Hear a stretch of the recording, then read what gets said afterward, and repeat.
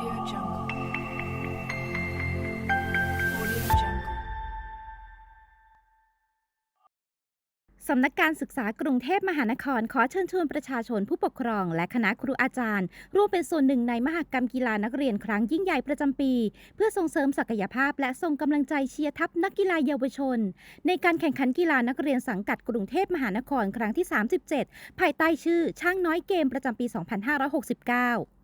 ในปีนี้มีกำหนดการจัดการแข่งขันขึ้นระหว่างวันที่ 30 กรกฎาคม ไปจนถึงวันที่ 18 สิงหาคม 2569 ไฮไลท์สำคัญของงานคือพิธีเปิดการแข่งขันอย่างเป็นทางการ ซึ่งจะจัดขึ้นในวันที่ 11 สิงหาคม 2569 และจะมีการส่งท้ายความประทับใจในพิธีปิดการแข่งขันในวันที่ 18 สิงหาคม 2569 ณ อาคารกีฬาเวท 2 ศูนย์เยาวชนกรุงเทพมหานคร ไทยญี่ปุ่นเขตดินแดงค่ะ Audio Jungle.